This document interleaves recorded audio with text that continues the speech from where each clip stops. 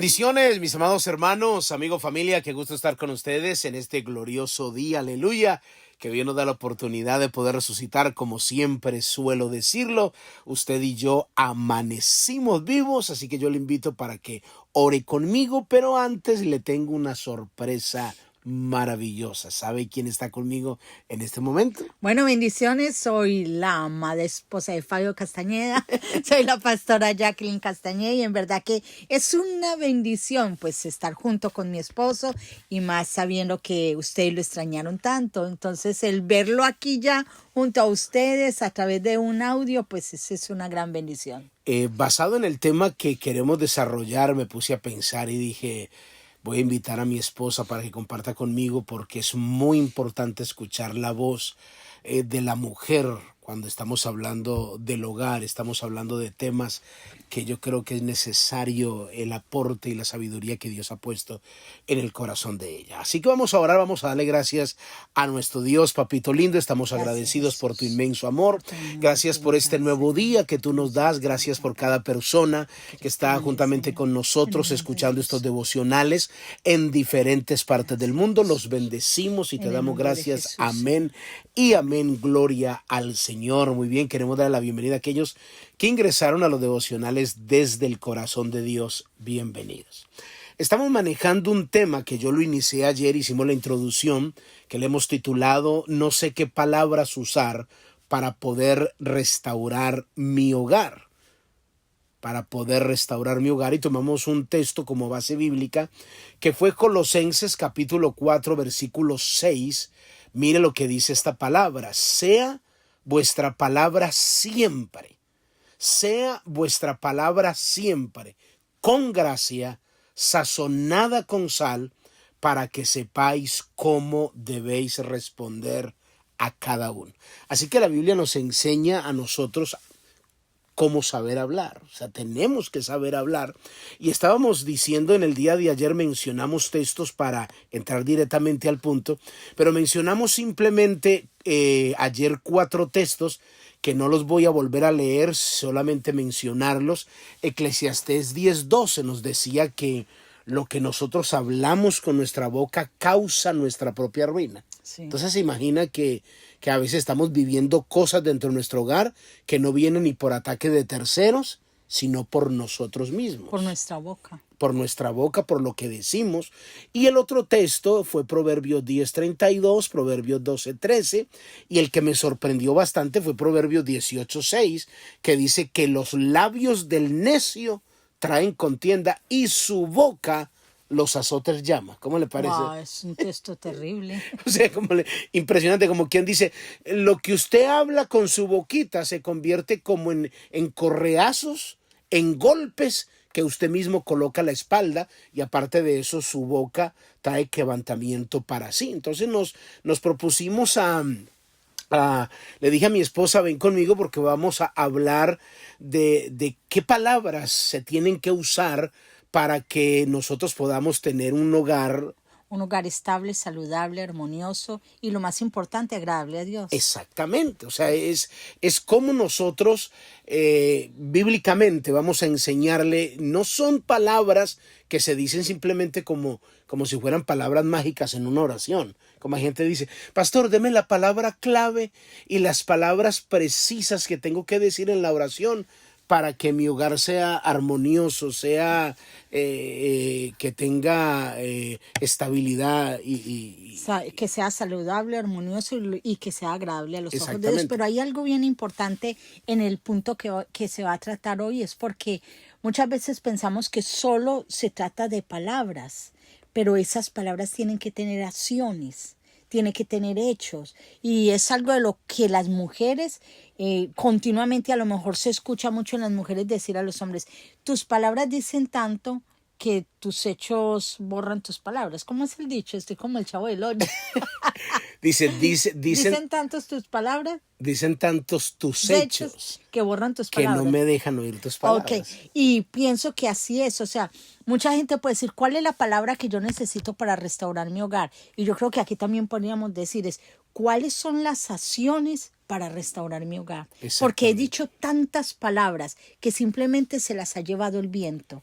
Pero aquí ya tengo es que obrar. O sea, cuando dijiste un texto que fueran sazonadas con sal, la sal era ese principio de la palabra de Dios. La sal era esos principios. O sea, para yo poder para preservar ese matrimonio, para conservar ese matrimonio, o sea, yo tengo que sazonarlas directamente con una sal. Y la sal es el principio de la palabra de Dios. Imagínate que el texto dice, a mí me ministra mucho, como dice el texto de Colosenses 4:6 al principio, sea vuestra palabra siempre, sea vuestra palabra siempre. O sea, la Biblia no nos permite por ninguna circunstancia decir como a veces decimos cuando hay problemas matrimoniales, es que ¿para qué me hizo dar rabia? Es que yo le dije eso porque me hizo dar rabia. Entonces, con esa frase justificamos como decir, lo dije porque me enojé. Lo dije porque se me permitió por la ofensa que me hizo. Entonces, tuve el derecho de hacerlo por eso. Exactamente. Entonces, note que trate de entender el texto, que la palabra dice, sea vuestra palabra siempre. Siempre, o sea, habla siempre con estos dos ingredientes, con gracia y sazonada con sal. Es decir, siempre tiene que haber amabilidad en lo que decimos, porque tenemos que preservar, como lo hace la sal, la armonía dentro del hogar, la armonía dentro de la casa. Entonces, la primera palabra que vamos a necesitar que Dios nos ministre a través de esta palabra es, ¿cuál es la palabra que debemos hablar, que debemos usar? Es las palabras del perdón. Conécteme esto con lo que leí de Colosenses 4:6. Sea vuestra palabra siempre. Sea vuestra palabra siempre. ¿Con qué? Entonces el Señor está diciendo palabras de perdón. Usen palabras de perdón dentro de la casa, pero que digan perdón, porque es que hay mucha gente que dice, está bien, pues me equivoqué, perdón. O como decimos aquí, I'm sorry. I'm sorry. Es que no es lo mismo. En inglés es I'm sorry, pero la palabra perdón es forgive me. O sea, realmente use las palabras correctas. No, como muchas veces sí, está bien, me equivoqué. No. Porque cuando nosotros usamos la palabra perdón, se tiene que usar dentro de la casa para que haya la sanidad que tanto necesitamos. Mira, en esta semana pasada trabajamos un tema dentro de los devocionales que fue el perdón, que tú lo trabajaste, y en Mujeres de Impacto estamos trabajando la palabra perdón. Y yo pienso de que esta palabra enfoca tanto a manejarla dentro del hogar, que yo creo que fue espectacular cuando la pusiste como primer principio, porque es algo que tiene que estar todo el tiempo en base dentro de un hogar. O sea, debe ser la palabra clave para fortalecer ese hogar. Una vez cuando nosotros ministramos a las parejas nos hicieron esa pregunta. Denos una palabra. ¿Cuál es el secreto para mantener un matrimonio? Y hasta nos dijeron así como el de ustedes. Y recuerda que dijimos graduarnos en el perdón. En el perdón. Literalmente graduarse uno. Y eso enfoca tanto padres, madres con hijos. O sea, enfoca es todo el hogar.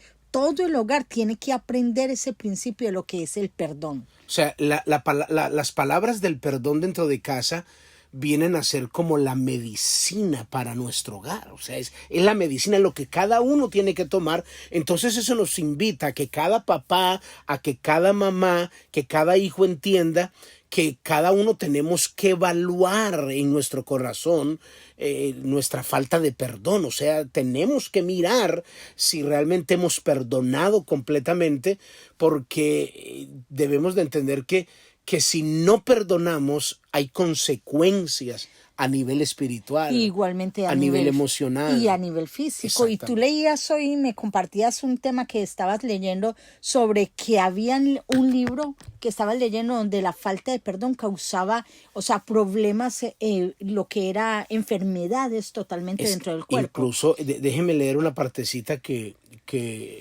la copié aquí, que me impresionó realmente cuando lo leí. Decía, la falta de perdón es clasificado en los libros médicos como una enfermedad. Oiga eso. O sea, como una enfermedad, según el doctor Steven Stanford, el jefe de la cirugía de tratamientos de cáncer de aquí de los Estados Unidos, y dice que negarse a perdonar hace que la gente se siga enfermando. O sea, que la gente se enferma Y me sorprendió esto también, que es muy delicado decirlo, pero lo voy a decir porque lo dicen estos doctores, y dice que todas las personas de pacientes de cáncer, el 61% tienen problemas de falta del perdón.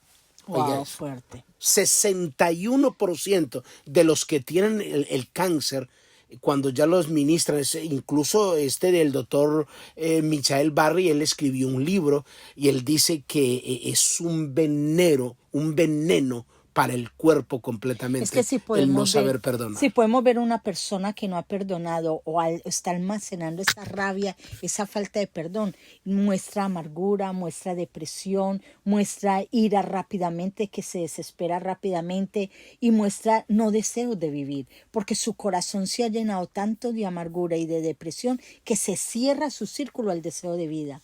Y la gente lo justifica diciendo, es que pastor, usted no sabe lo que a mí me hicieron. Claro. O sea, no queremos demeritar su dolor, tuvo que haber pasado por situaciones difíciles, pero es entender que tenemos que perdonar. Pero lo más tremendo es entenderlo bajo el punto en que cuando tú no perdonas, tú eres el que está prisionero. Exacto. O sea, no son las terceras personas las prisioneras.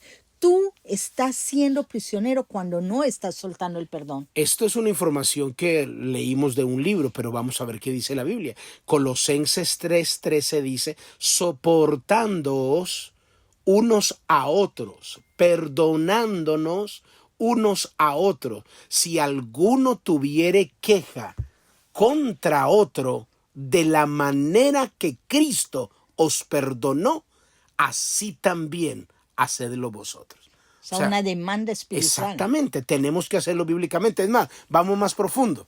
Marcos 11, 25, 26 dice, cuando estéis orando, escuche esto. Ay, no, hay gente que dice, está enojado con el esposo o con la esposa, me voy a ir a orar. Me voy a ir a orar a ver si se me quita esto. Y la Biblia dice, cuando estéis orando, perdonad si tenéis algo contra alguno, para que también vuestro Padre que está en los cielos os perdone a vosotros vuestras ofensas. Porque si vosotros no perdonáis, tampoco vuestro Padre que está en los cielos os perdonará vuestras ofensas. O sea, es un mandato de Dios. Es una orden de Dios, es una orden de perdonar. Perdonar es un mandato que Dios nos está Eso es lo que debemos, esas son las primeras palabras que le tiene que quedar claro al papá, que le tiene que quedar claro a la mamá, que le tiene que quedar claro a los hijos, y esto comienza una restauración plena dentro de su hogar. Usar palabras del perdón. Es que me cuesta. Así lo dice la Biblia, nos duele mucho, pero perdonar es un mandato de Dios.